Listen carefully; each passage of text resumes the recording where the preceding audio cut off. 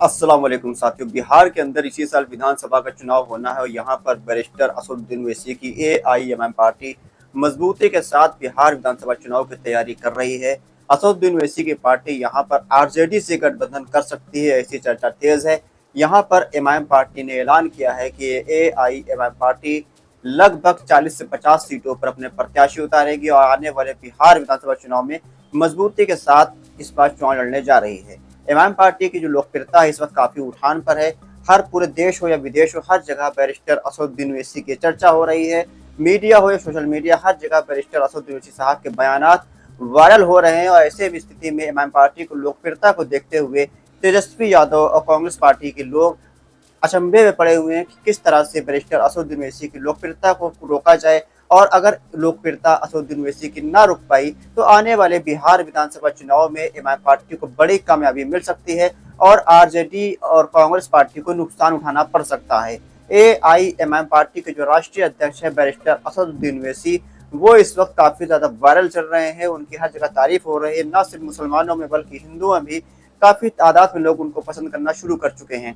ऐसे में यहाँ पर आरजेडी पर काफी दबाव पड़ रहा है कि वो एमआईएम पार्टी से गठबंधन करे आने वाले 2025 बिहार विधानसभा चुनाव के लिए। बिहार के अंदर इसी साल अक्टूबर या नवंबर के महीने में चुनाव होना है और एमआईएम पार्टी यहाँ पर चुनाव लड़ने का ऐलान कर चुकी है। एआईएमआईएम पार्टी के अध्यक्ष असदुद्दीन ओवैसी ने अब तक 2 प्रत्याशियों के नाम का ऐलान भी बिहार के अंदर किया है। बहादुरगंज से तौसीफ आलम तो ढाका से राणा रणजीत सिंह के नाम का ऐलान हो चुका है।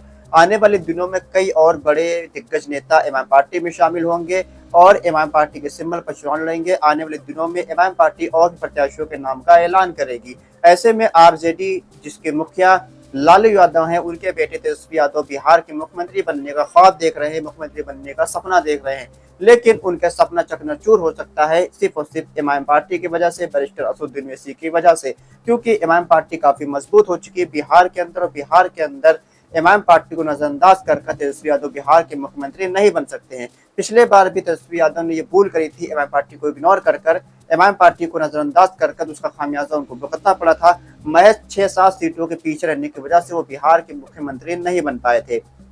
एमआईएम पार्टी ने पिछले बार 2020 के विधानसभा चुनाव में मात्र 19 सीटों पर प्रत्याशी उतार कर 5 सीटों पर बड़ी जीत हासिल करी थी। ऐसे में इस बार फिर से एमआईएम पार्टी अगर 40-50 सीटों पर प्रत्याशी उतारती है तो उसका सीधा नुकसान आरजेडी को मिलेगा और उस वजह से आरजेडी के जो तेजस्वी यादव है वो उनका मुख्यमंत्री बनने का सपना ही रह जाएगा। एमआईएम के जो युवा प्रदेश अध्यक्ष है आदिल हसन आजाद, उन्होंने ये ऐलान किया है। उन्होंने कहा है कि अगर तेजस्वी यादव को बिहार का मुख्यमंत्री बनना है तो उनको हर कीमत पर एमआईएम पार्टी के साथ गठबंधन करना पड़ेगा, एमआईएम पार्टी को हिस्सेदारी देनी पड़ेगी और एआईएमआईएम पार्टी को साथ लेकर चलना पड़ेगा।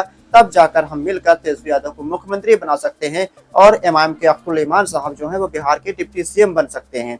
एआईएमआईएम पार्टी बिहार के अंदर काफी मजबूत है। बिहार के अलग अलग एरियो में एमआईएम पार्टी से लोग जुड़ रहे हैं, एमआईएम पार्टी को लोग पसंद कर रहे हैं। बड़े बड़े दिग्गज नेता जो कि विधायक रह चुके हैं, सांसद रह चुके हैं और मंत्री भी रह चुके हैं, वो एमआईएम पार्टी के टिकट लेने के लिए लाइन में लगे हुए इस वक्त नजर आ रहे हैं। और इस वक्त 4 बार के भी विधायक रहे कांग्रेस पार्टी छोड़कर तौसीफ आलम एमआईएम में आ चुके हैं। जेडीयू के 2 बार के विधायक रहे मास्टर मुजाहिद आलम हो या फिर 6 बार विधायक और मंत्री रहे हाजिर सुभान साहब हो और सरफराज आलम जो कि सांसद विधायक रह चुके हैं, वो भी एमआईएम पार्टी में शामिल हो सकते हैं। ऐसी सूत्रों के हवाले से खबर भी आ रही है। असदुद्दीन ओवैसी की पार्टी में कई और छोटे बड़े दिग्गज नेता भी शामिल हो सकते हैं। सीमांचल के इलाके के लोकल पत्रकार है, उनका कहना है कि एमआईएम पार्टी इस बार सीमांचल के इलाके में इतिहास रचने जा रही है। पिछले बार से भी ज्यादा बड़ी कामयाबी एआईएमआईएम पार्टी को इस बार बिहार में मिलती हुई नजर आ सकती है। न सिर्फ सीमांचल बल्कि सीमांचल के बाहर के एरियो में भी एमआईएम पार्टी इस बार कुछ बड़ा खेल कर सकती है।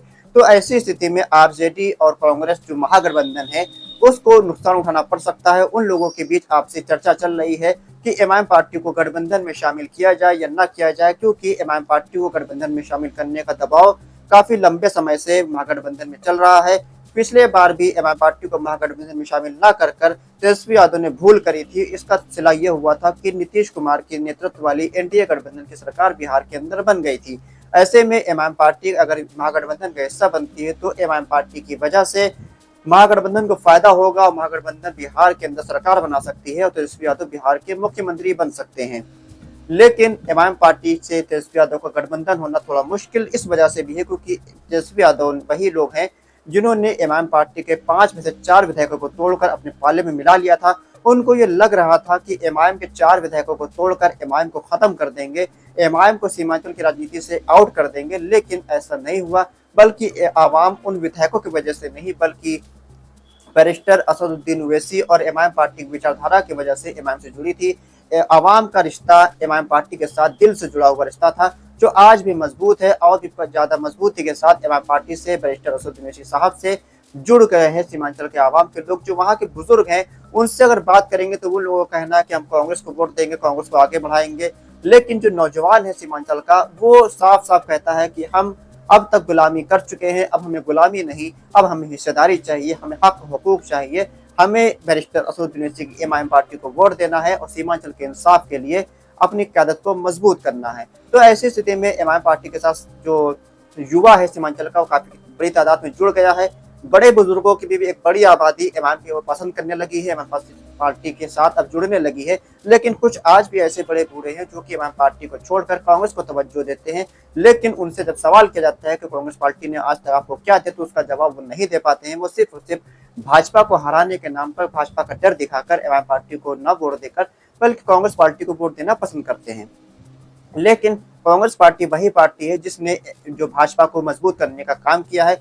उसके कांग्रेस पार्टी के लगभग दर्जन भर मुख्यमंत्री, मंत्री और सैकड़ों विधायक, सांसद इमाम कांग्रेस पार्टी को छोड़कर बीजेपी में शामिल हो चुके हैं। उस वक्त कोई इनसे सवाल नहीं करता। लेकिन वहीं अगर बैरिस्टर असदुद्दीन ओवैसी साहब की कोई एक तस्वीर भी वायरल हो जाए भाजपा के नेता के साथ तो ये लोग भाजपा का एजेंट, भाजपा की भी टीम कहकर इमाम पार्टी को ट्रोल करने लगते हैं। सोशल मीडिया के अंदर तहलका मच जाता है और जब टिकट की बात आती है तो उल्टे सीधे इल्जाम लगाते हैं कि इमाम पार्टी ने टिकट को बेच दिया है, टिकट को यहाँ पर अमीर लोगों को दिया जा रहा है। लेकिन इमाम पार्टी टिकट उसको देती है जो चुनाव जीतने की पोजीशन में होता है।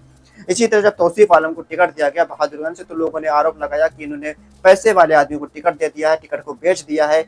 जो पुराने नेता उन्होंने बगावत कर दी, पार्टी को छोड़ दिया। लेकिन अगर सही मायने में देखा जाए तो 4 बार का विधायक तौसीफ आलम रह चुके हैं और मौजूदा स्थिति में काफी मजबूत प्रत्याशी हैं, तो इस वजह से इमाम ने उनको टिकट दिया है।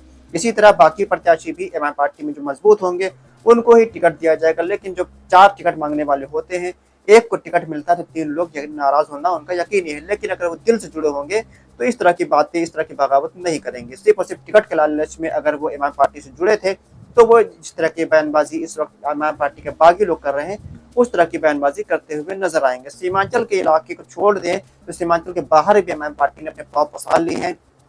ढाका से राणा रंजीत सिंह इमाम के उम्मीदवार हैं जो कि पूर्व सांसद सीताराम सिंह के बेटे हैं और उनका परिवार का बड़ा राजनीतिक अस्तित्व है, बड़ा राजनीतिक उनका प्रभाव है। तो राणा रंजीत सिंह भी काफी मजबूत हैं और वो बैरिस्टर ओवैसी साहब को गृह मंत्री बनाने का भी मांग कर चुके हैं। राणा रंजीत सिंह भी इमाम पार्टी के पोस्टर बॉयज वक्त बने हुए हैं। इमाम पार्टी के अब तक 2 प्रत्याशी घोषित किए हैं। आने वाले दिनों में इमाम और भी प्रत्याशियों के नाम का ऐलान करेगी और यहाँ पर आरजेडी के साथ अगर गठबंधन हो जाता है तो इमाम पार्टी काफी मजबूत हो जाएगी और इमाम पार्टी की वजह से आरजेडी की सरकार बन सकती है। तो इससे ज्यादा मुख्यमंत्री बन सकते हैं और अख्तुल इमान साहब बिहार के डिप्टी सीएम भी बन सकते हैं। आप अपनी राय कमेंट बॉक्स में जरूर बताइए, क्या इमाम पार्टी के गठबंधन महागठबंधन में शामिल करना चाहिए? तेजस्वी यादव बिहार के मुख्यमंत्री क्या इमाम पार्टी से गठबंधन करे बिना बन सकते हैं या फिर अख्तुल इमान साहब को बिहार के डिप्टी सीएम पद पर उम्मीदवार घोषित किया जाना चाहिए? अपनी राय कमेंट बॉक्स में लिखकर जरूर बताइए। खुदा हाफिज।